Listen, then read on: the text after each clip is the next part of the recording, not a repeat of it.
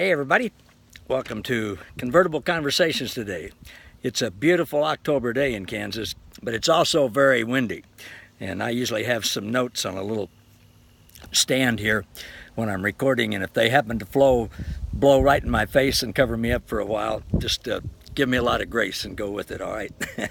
All right, today we're in part 2 of our series this week called Christ's Love Compels Us. And we've been studying 2 Corinthians chapter 5, verses 14 through 21. And yesterday I told you all something that I'm not proud of. For years, music and then business and then ministry success were the most important things in my life. Now, if you'd have asked me then, I would have said that my wife and my kids and my parents were the most important things in my life, but my actions didn't bear that out. And in the process, I hurt some people badly, which I'm very sorry for. I was searching for significance, I realize now. I wanted to have value. I wanted to be accepted by the world. Now, I want to share with you what God has been saying to me lately and see if this might resonate with you. What if love was the most important thing in my life? What if love was the most important thing in your life? What if love was the most important thing in everyone's life? 1 Corinthians 13:13, the love chapter that talks all about God's love. At the end, Paul says, these three remain, faith, hope, and love. And the greatest of these is love. Some of you know about Richard Rohr, who's a Franciscan friar who writes great books, has great insight on contemplation and oneness with God and with everyone. And he puts out a daily devotion. And I'm going to read to you 3 paragraphs from one last week. All of life, distilled to its simplest essence, has to do with the intimate, utterly personal way that each of us serendipitously stumbles upon this great truth. The truth that when everything is said and done, only love is real. Only love endures. Outside of love, there's nothing. Nothing at all. We subsist in varying degrees of awareness from which flow gratitude and peace for this love.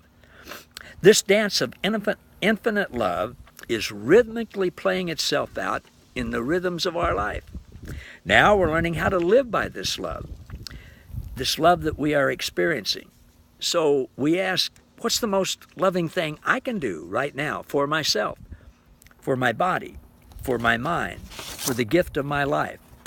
What's the most loving thing I can do for this person, or that person, or this community of people, or for this animal, or for the earth?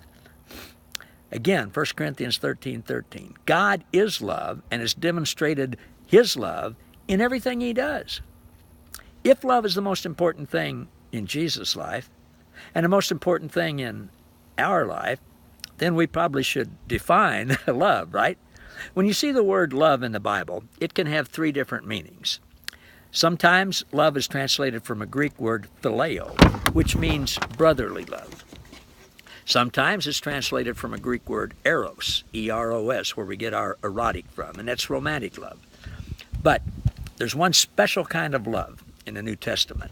Agape, the Greek word agape, means God's supernatural, unconditional love, which always does what's best for the other person. Agape embraces a universal, unconditional love that transcends and persists regardless of circumstances. It is willful delight in the object of its love. The best example of agape love is the unconditional gift, unrequested. God's love is unconditional, and we didn't even request it, and we got it. God is love.